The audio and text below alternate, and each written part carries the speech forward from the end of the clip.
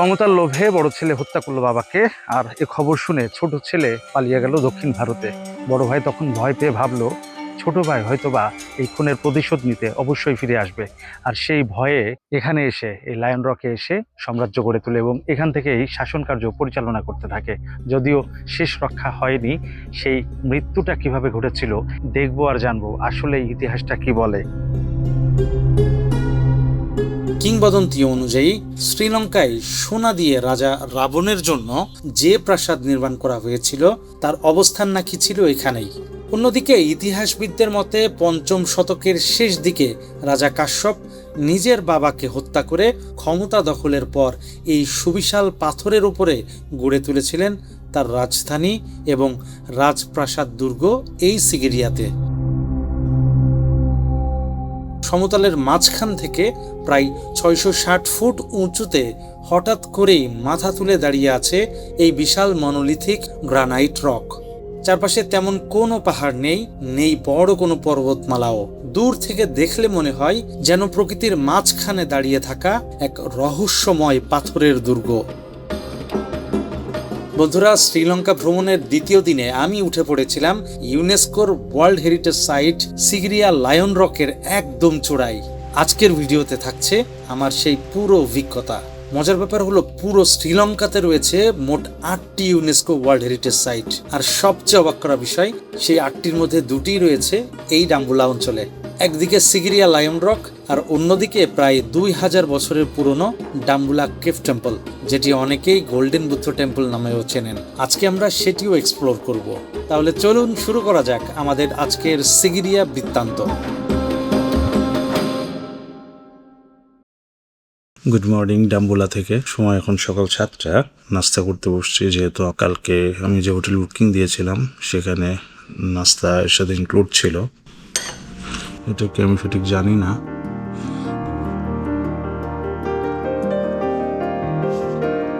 আচ্ছা, যা অনুমান করছিলাম তাই। তো সব কিছুতে নারকেল ইউজ করে, নারকেল তো এমনি মিষ্টি, টক ঝাল মিক্স করে কিছু একটা বানাইছে, এটা নাম বলতে পারবো না। আর এটাকে বলে সামিয়া। সামিয়াকে আমরা যদি বলি তাইলে ছিদ্রুটি ধরনের, এটা ইন্ডিয়াতে দেখা যায় বেশিরভাগ। ডালের ভিতরে সিদ্ধ ডিম বয়েল দিয়ে বাঁচে, একটা জুস, আর হচ্ছে এখানে কিছু তরমুজ, একটা কলা, পানি। আই থিঙ্ক নট ব্যাড, ভালো ব্রেকফাস্ট। ডালটা ভালো লাগছে। শ্রীলঙ্কাতে আসলে অবশ্যই এটা মাথায় রাখবেন যে এখানে কিন্তু নারকেলের আর ওই মশলা আছে, এটার ব্যবহার থাকে। এটা মেনে নিয়ে খাইতে হবে। এখন ক্ষুধা যখন লাগে তখন আসলে ভালো না লাগলেও অনেক সময় খেয়ে ফেলানো যায়।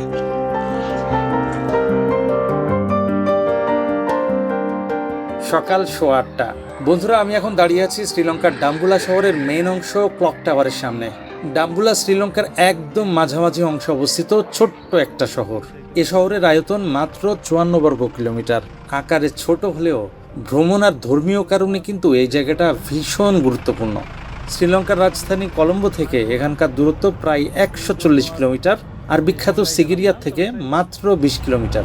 রাতে কিন্তু ভালোই বৃষ্টি হয়েছে। সকালের ওয়েদারটা কিন্তু একদম আবার আলাদা, পুরো পরিষ্কার আকাশ, সামান্য সামান্য মেঘ আছে। বন্ধুরা, ট্রাভেলের একটা বাস্তব দিক বলি, সিগিরিয়ার তুলনায় ডাম্বুলাতে থাকা অনেকটাই সাশ্রয়ী। তাই আমি গত রাতে এখানেই অবস্থান করেছি। যারা গত পর্ব মিস করেছেন চাইলে তারা পুরো পর্বটা দেখে আসতে পারেন।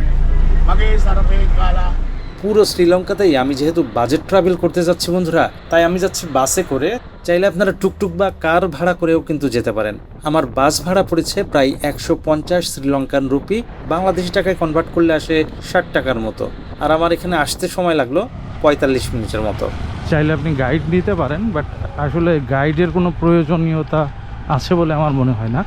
প্রবেশ করে ফেললাম ৫ শতাব্দী পুরনো এক ঘটনাবহুল প্রাসাদ শহরের ভিতরে বলা যায়। শহর বলছি তার কারণ আমি আস্তে আস্তে সবই বলবো। শ্রীলঙ্কার অনেক জায়গায় আমার এখনও দেখা হয়নি যে এখানে হাতির যেই ছবিটা দেওয়া আছে, হাতি যাতায়াত করে রাস্তার ভিতর দিয়ে। এই জন্য হাতিকে সুরক্ষা দেওয়ার জন্য সবসময় আগে সাইড দেওয়া হয় এবং যথেষ্ট কেয়ারফুল থাকা হয় হাতির বিষয়ে। তো এই জন্য বিশেষ এই চিহ্নগুলা রাস্তার মাঝে মাঝে ইউজ করা আছে, যেসব জায়গা দিয়ে হাতি বিচরণ করে আর কি। টুরিস্ট কিন্তু অনেক আছে। আমাদের দেশে যেমন আমরা খুব এক জায়গায় ঘুরতে গেলে খুব আনন্দ করি, ফুর্তি করি, এদের ফুর্তিটা আবার দেখলে একটু অন্যরকম। এই দেখতেছি আর কি এরকম। আমরা যেমন হিপ হপ এই হুই কত কিছু, এইগুলো আবার এখানে ওরা এত বেশি করে না দেখছি। এটা হলো ticket counter.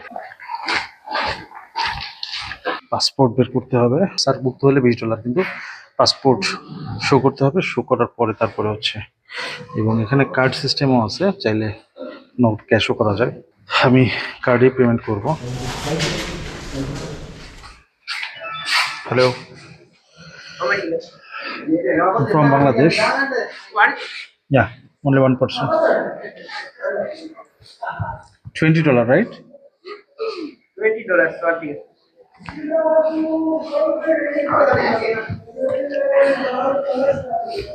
Okay, $20 is 6,260 rupee. এটা হচ্ছে শ্রীলঙ্কার রুপিতে কাটছে LKR যেটা।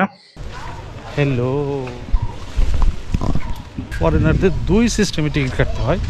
একটা হচ্ছে যদি আপনি সার্কভুক্ত কান্ট্রির ভিতরে হন তাইলে একরকম, বাইরে হলে আর একরকম। সার্কভুক্ত দেশ হইলে সেক্ষেত্রে $20 টিকিট কাটতে হবে এবং অন্যদের জন্য $35।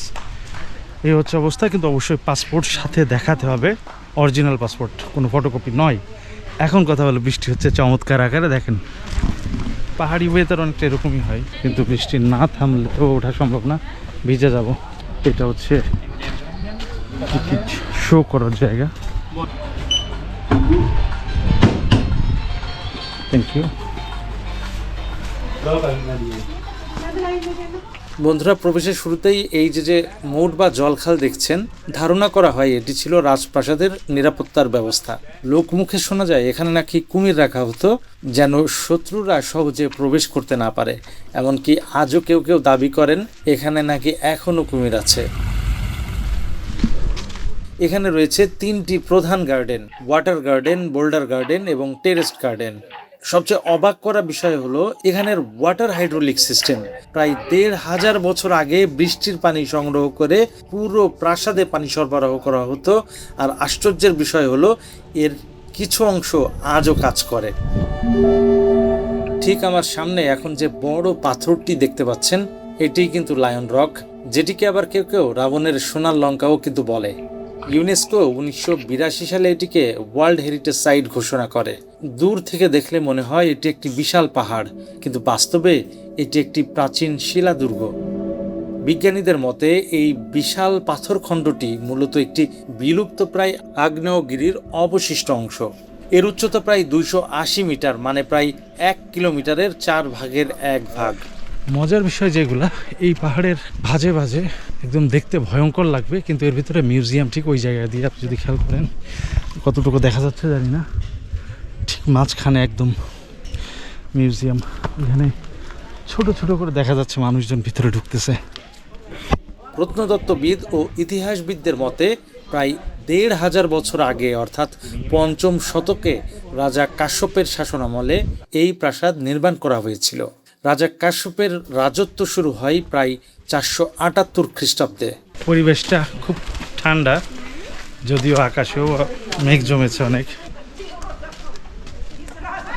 বন্ধুরা, জানেন কি এই চূড়াতে উঠতে আমার কতগুলো সিঁড়ি পার হতে হবে? প্রায় 1268টি সিঁড়ি। ওমা, ওটা দেখে ঝুম বৃষ্টি আসছে। কই যে লুকায়, কই যে লুকায়, যে বৃষ্টি পড়তেছে তাতে এই গুহার মধ্যে একটু জায়গা,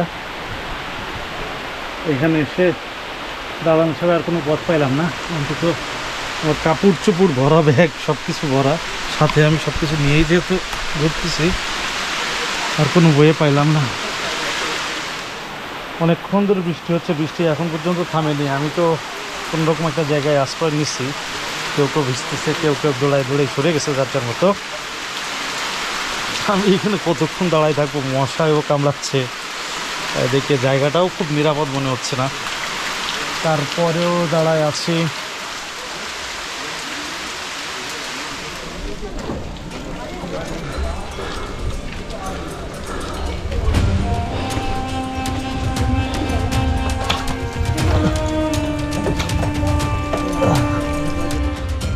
বন্ধুরা, আমার প্রশ্ন জেগেছিল, রাজা কাশ্যপ আসলে এখান থেকে ওই চূড়াতে কিভাবে উঠতেন? উত্তর হলো পালকিতে করে। পালকির সামনের বাহকরা খাটো এবং পেছনের বাহকরা লম্বা হতো, যাতে ভারসাম্য ঠিক থাকে। Wow, what a view! একটু আগে বৃষ্টি হলো তো, এখনো ফিসফিস পড়তেছে। একদম মেঘগুলা দেখেন কেমন হচ্ছে, চমৎকার লাগতেছে জায়গাটা।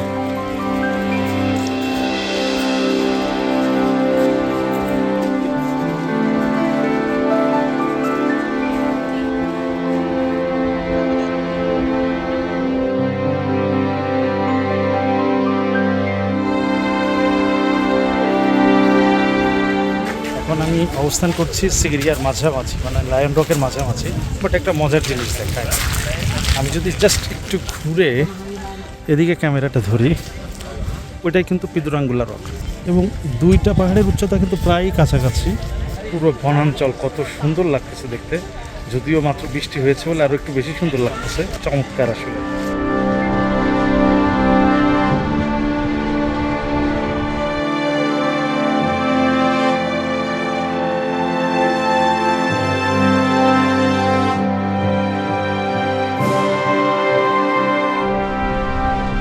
এই যে গেটটি দেখতে পাচ্ছেন, এটি একসময় মূলত বিশাল সিংহের আকৃতি ছিল, যার কারণে মূলত এর নাম লায়ন রক।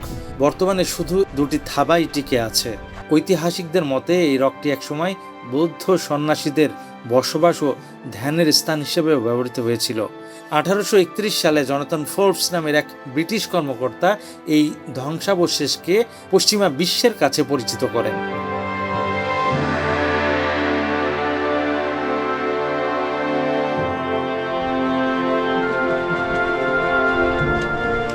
সিঁড়িগুলো অনেক বেশি সরু, এক পাশ দিয়ে নামতে হচ্ছে, এক পাশ দিয়ে উঠতে হচ্ছে, যেহেতু জায়গা খুবই সংকীর্ণ। এর ভিতরেই ওঠানামা হচ্ছে।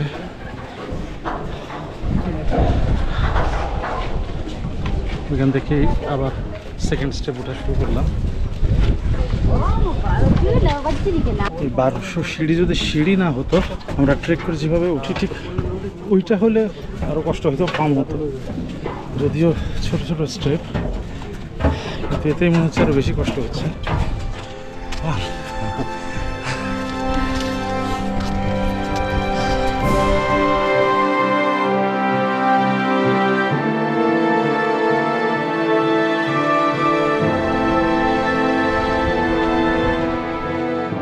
প্রচলিত বর্ণনা অনুযায়ী রাজা কাশ্যপ নিজের বাবা রাজা ধাতু সেনের কাছ থেকে ক্ষমতা ছিনিয়ে নেন। এরপর ধাতু সেনকে বন্দী করা হয় এবং পরে দেওয়ালের ভেতরে আটকে তাকে হত্যা করা হয়। এদিকে সিংহাসনের আসল দাবিদার ছিলেন কাশ্যপের সৎ ভাই মোগাল্লানা। নিজ বাবাকে হত্যা করা হয়েছে শুনে মোগাল্লানা প্রাণ বাঁচাতে শ্রীলঙ্কা ছেড়ে দক্ষিণ ভারতের দিকে পালিয়ে যান এবং সেখানেই আশ্রয় নেন। কিন্তু কাশ্যপ জানতেন একদিন তার ভাই হয়তো অবশ্যই ফিরে আসবে। ধারণা করা হয় সেই ভয় থেকেই তিনি এই বিশাল পাথরের মাথায় গড়ে তোলেন নিজের দুর্গ ও রাজ্য সিগিরিয়া। কিন্তু শেষ পর্যন্ত সেই ভয় সত্যি হয়। বহু বছর পরে মোগাল্লানা শক্তি আর সৈন্য সঞ্চয় করে ফিরে আসেন। শুরু হয় দুই ভাইয়ের মধ্যে যুদ্ধ। প্রচলিত কাহিনী অনুযায়ী যুদ্ধের সময় কাশ্যপের যুদ্ধ হাতি হঠাৎ দিক পরিবর্তন করলে তার সৈন্যরা মনে করে রাজা পিছু হটছেন। সেনাবাহিনী ভেঙে পড়ে। ফলে পরাজয় নিশ্চিত বুঝতে পেরে রাজা কাশ্যপ বন্দী হওয়ার বদলে নিজের তলোয়ার দিয়ে নিজের গলা কেটে আত্মহত্যা করেন। কত আধিপত্য বিস্তার করে, কত সৈন্য সাথে নিয়ে, কত নিরাপত্তা বলয় তৈরি করে বানিয়েছিল এই রাজপ্রাসাদ, সিংহাসন। অথচ সেটাও সে পুরোপুরি ভোগ করে যেতে পারেনি। ক্ষমতা চিরস্থায়ী নয়, তার দৃষ্টান্ত লাখো হয়তোবা আছে, এটাও তার ভিতরে একটা হয়ে আছে। প্রত্নতত্ত্ববিদ আর ইতিহাসবিদদের মতে প্রায় ১৫০০ বছর আগে অর্থাৎ ৫ম শতকে রাজা কাশ্যপের শাসনামলে এই প্রাসাদ নির্মাণ করা হয়েছিল। রাজা কাশ্যপের রাজত্বের সময়কাল ছিল ৪৭৮ খ্রিস্টাব্দ থেকে। এই সাইডটার বৃষ্টি হয়ে ভেসে যাচ্ছে পুরা, দূরে প্রচুর বৃষ্টি হচ্ছে, কিন্তু বৃষ্টি এক্ষুনি জোরে চলে আসবে। লুকানোর জায়গা আছে, ছাউনি আছে এক জায়গায়।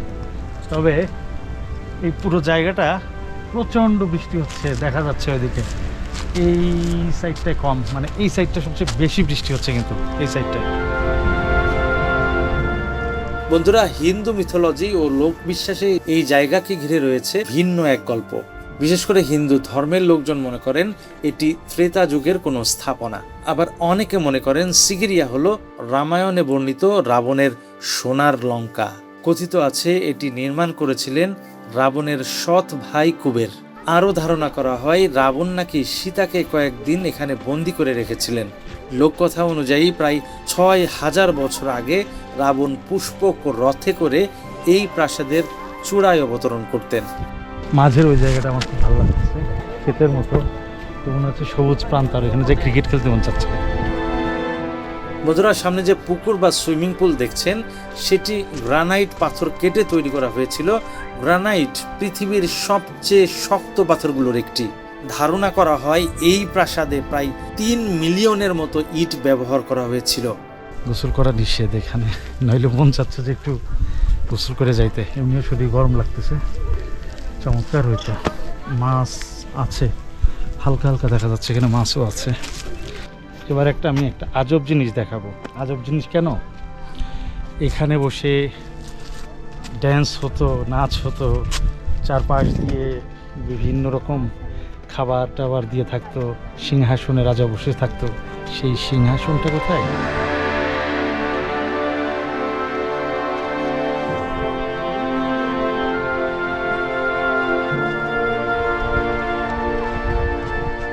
বৃষ্টি পড়তেছে, পুরো ডাম্বুলা শহরটা দেখা যাচ্ছে, দূরে একটা পাহাড় দেখা যাচ্ছে। এত চমৎকার ভিউ। সবচেয়ে বড় কথা হচ্ছে আপনারা যারা শ্রীলঙ্কা আসবেন অবশ্যই একটা ট্রিপ রাখবেন অন্তত ডাম্বুলার এই সিগিরিয়ার জন্য, চমৎকার লাগবে। আরও কিছুক্ষণ থাকতে মন চাইলেও ক্ষুধা আর সময়ের কারণে নেমে যেতে হচ্ছে।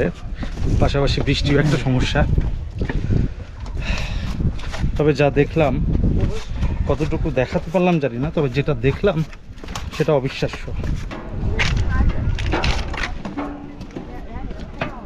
আমি এখন হেঁটে যাচ্ছি সিগিরিয়ার বিখ্যাত মিরর ওয়ালের পাশ দিয়ে।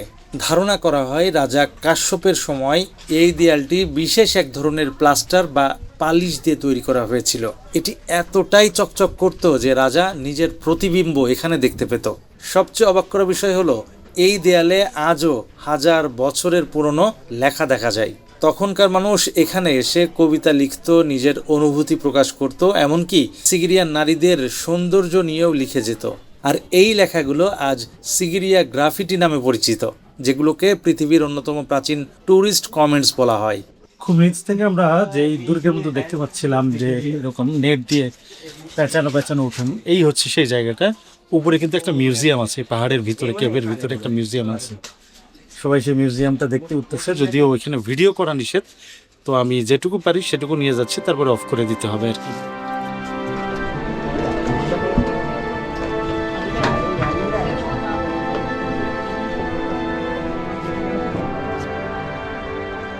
ডাম্বুলার সিগিরিয়াতে শ্রীলঙ্কার সবচেয়ে বেশি সাপ দেখা যায়। সাপের উপদ্রব থাকে এবং সেটা দেখেও ফেললাম। এটা একটা চরম এক্সপিরিয়েন্স। 6 ফিটের মতো সাপটা ছিল। বন্ধুরা, অনেকে কিন্তু এখনও বলা বলি করে কিংবা মনে করেন এটি পৃথিবীর 8ম আশ্চর্য ছিল। অনেকে বলেনও আমরা পৃথিবীর 8ম আশ্চর্য দেখতে এসেছি। সত্যি বলতে ইতিহাস হোক বা বিশ্বাস, সিগিরিয়া এমন একটি জায়গা যেখানে বাস্তব আর কল্পনা একসাথে মিশে গেছে।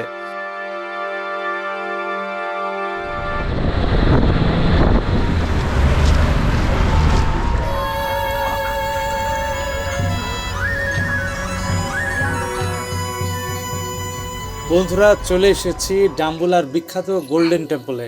প্রায় 30 মিটার উঁচু এই বিশাল সোনালী বৌদ্ধ মূর্তিটি দূর থেকেই নজর কেড়ে নেয়। যারা ঘুরতে আসেন ডাম্বুলাতে তাদের সবার প্রথমে এখানে আসলে যেটা মনে পড়ে সেটা হচ্ছে এই গোল্ডেন বুদ্ধ টেম্পলটি। এটা গোল্ডেন টেম্পল বলে, কিন্তু মেইনলি এটা কিন্তু পাহাড়ের নিচের অংশে অবস্থিত। আসল জিনিস কিন্তু পাহাড়ের উপরে প্রায় 2000 বছরের পুরানো কেভ টেম্পল যেটা বলা হয়, ওটাকে কেন্দ্র করেই কিন্তু এই বুদ্ধ টেম্পলটা তৈরি। এই শ্রীলঙ্কার এই ডাম্বুলার লোকাল লোকজন বলে এটা হচ্ছে কেভ টেম্পলের প্রবেশদ্বার হিসেবে পরিচিত। মাঝখানের যে ঘরটা দেখতে পাচ্ছেন এটা হচ্ছে মিউজিয়াম, বুদ্ধ মিউজিয়াম। যদি কেউ চায় মিউজিয়াম ঘুরে দেখতে পারে। মিউজিয়াম ঘুরে দেখার জন্য একটা ফি পে করতে হয়। আর এই পুরো টেম্পল বা যাই করেন তার জন্য কোনো পেমেন্ট নাই। এগুলা অরিজিনাল পাথর।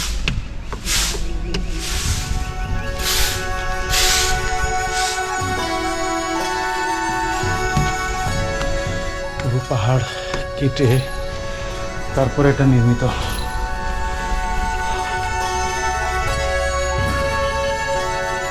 টেম্পলের গা দিয়ে বুদ্ধ মূর্তির বেশ কিছু চিত্রকর্ম আছে। জায়গা দিয়ে তারা মূলত উপাসনা করে।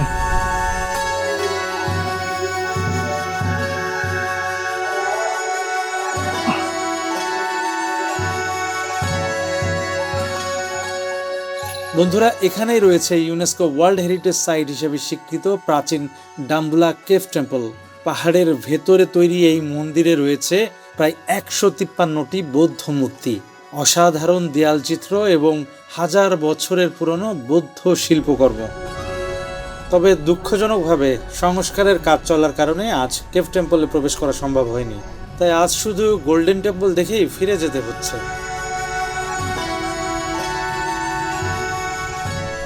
তারপরও জায়গাটি শান্ত পরিবেশ আর এই বিশাল স্থাপনাটি সত্যি অসাধারণ লেগেছে। চারপাশে শান্ত পরিবেশ আর পাহাড়ের দৃশ্য জায়গাটিকে আরো সুন্দর করে তুলেছে। এটির নির্মাণ কাজ শুরু হয়েছিল 1998 সালে আর শেষ হয় 2001 সালে।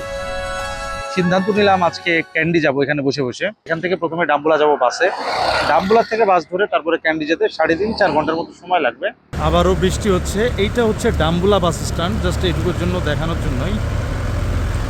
এখানে হচ্ছে ডাম্বুলার থেকে যত বাস যেদিকে যাওয়ার সব এইখান থেকে মূলত ছেড়ে যায়। বাজে হচ্ছে এখন 9টা, মাত্র এসে হোটেলে উঠলাম। রুম আজকের তুলনায় ওইটা অনেক ভালো ছিল, ডাম্বুলার যেটাতে ছিলাম, এবং ফ্যাসিলিটি অনেক ভালো ছিল। কালকে সকালে তারপরে বের হবো ক্যান্ডিতে। ক্যান্ডির যা যা আছে টুকটাক দেখার চেষ্টা করব, বাকিটা পরে। আসুন রুমটা একটু দেখাই।